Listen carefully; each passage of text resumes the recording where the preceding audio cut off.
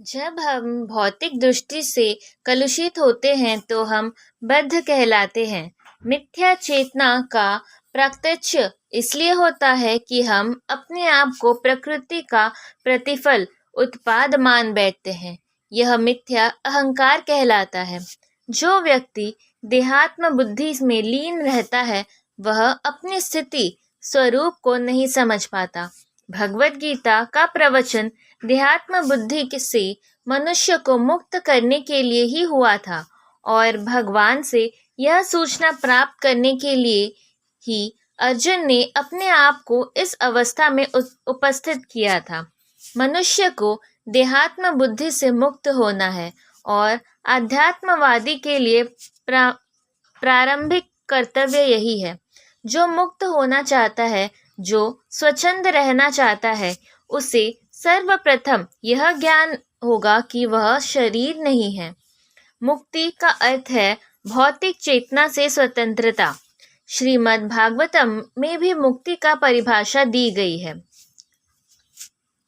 मुक्ति का अर्थ है इस भौतिक जगत की कलुषित चेतना से मुक्त होना और शुद्ध चेतना में स्थित होना। भगवत गीता के सारे उपदेशों का मानत्व इसी शुद्ध चेतना में जागृत करना है। इसीलिए हम गीता के अंत में कृष्ण का अर्जुन से प्रश्न करते पाते हैं कि वह विशुद्ध चेतना को प्राप्त हुआ या नहीं। शुद्ध चेतना का अर्थ है भगवान के आदेश अनुसार कर्म करना। शुद्ध चेतना का यही सार है। भगवान का अंश होने के कारण हम में चेतना पहले से ही है, लेकिन हम में निकृष्ट गुणों द्वारा प्रभावित होने की प्रवृत्ति पाई जाती है। किंतु भगवान परमेश्वर होने के कारण कभी प्रभावित नहीं होते। परमेश्वर तथा शुद्र जीवों में यही अंतर है। यह चेतना क्या है? यह है मैं हूँ। तो फिर मैं हूँ क्या है? कलुषित चेतना में मैं हूँ का अर्थ है कि मैं सर्वसर्वा हूँ, मैं ही भोगता हूँ। यह संसार चलायमान है क्योंकि प्रत्येक जीव यही सोचता है कि वही इस भौतिक जगत का स्वामी तथा सृष्टा है। भोक्ता चेतना के दो मनमोय विभाग हैं। एक के अनुसार मैं ही सत्ता हूँ और दूसरे के अनुसार मैं ही भोगता हूँ।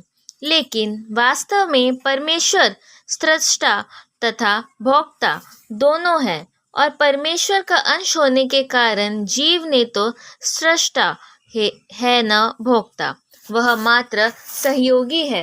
वह सृजित तथा भुक्त है। उदाहरणार्थ, मशीन का कोई एक अंग संपूर्ण मशीन के साथ सहयोग करता है। इसी प्रकार शरीर का कोई एक अंग पूरे शरीर के साथ सहयोग करता है।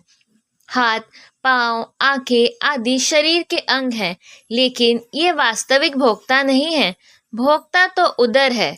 पाँव चलते हैं, हाथ भोजन देते हैं, दांत चबाते हैं और शरीर के सारे अंग उदर को तुष्ट करने में लगे रहते हैं, क्योंकि उदर ही प्रधान कारक है जो शरीर रूपी संगठन का पोषण करता है। अतएव सारी वस्तुएं उदर को दी जाती है। जड़ को सींचकर वृक्ष का पोषण किया जाता है और उदर का भरण करके शरीर का पोषण किया जाता है, क्योंकि यदि शरीर का स्वस्थ रखना है तो शरीर के सारे अंगों को उदर पूर्ति में सहयोग देना होगा।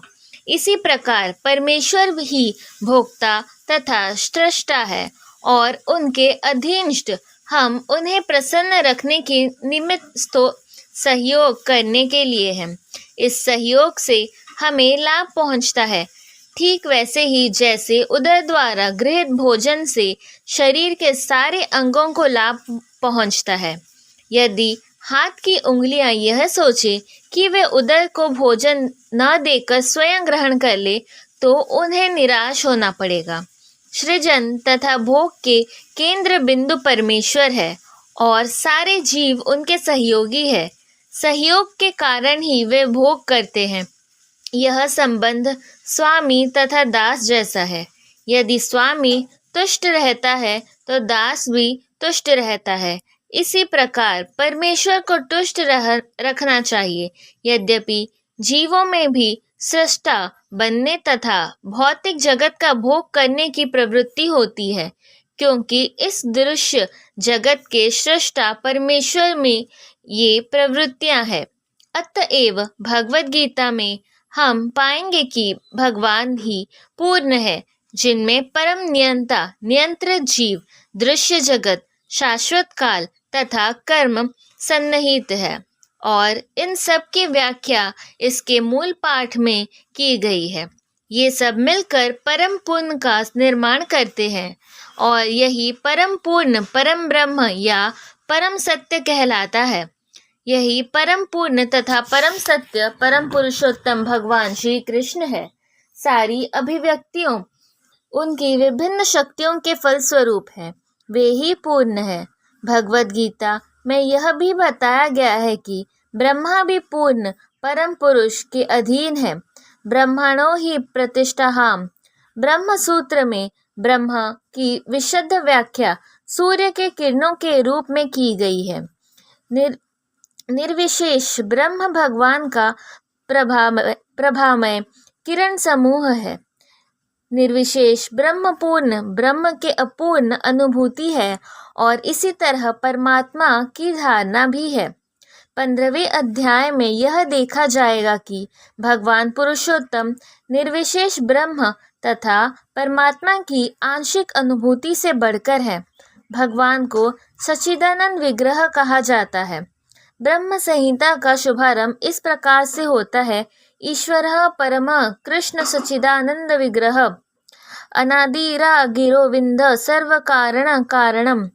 गोविंद या कृष्ण सभी कारणों के कारण हैं, वे ही आदि कारण हैं और सत्य चित्त तथा आनंद के रूप है। निर्विशेष ब्रह्म उनके सत्य शाश्वत स्वरूप की अनुभूति है। परमात्मा सत्य चित्त शाश्वत ज्ञान की अनुभूति है, परंतु भगवान कृष्ण समस्त दिव्य स्वरूपों की अनुभूति है, सत्य चित्त आनंद के पूर्ण विग्रह है। अल्पज्ञानी लोग परम सत्य को निर्विशेष मानते हैं, लेकिन वे हैं दिव्य पुरुष और इसकी पुष्टि समस्त वैदिक ग्रंथों में हुई है। नित्यो नित्या चैतन्यस्य चेतना नाम। जिस प्रकार हम सभी जीव हैं और हम सब की अपनी अपनी व्यष्टि सत्ता है, उसी प्रकार परम सत्य भी अनंतः व्यक्ति है और भगवान की अनुभूति उनके पूर्ण स्वरूप में समस्त दिव्य लक्षणों की ही अनुभूति है। यह पूर्णता रूप विहीन निराकार नहीं है। यदि वह निराकार है या किसी अन्य वस्तु से घटकर है तो वह पूर्ण नहीं हो सकता। जो पूर्ण है उसे हमारे लिए अनुभवगम्य तथा अनुभवातीत हर वस्तुओं से युक्त होना चाहिए, अन्यथा वह पूर्ण कैसे हो सकता है। जब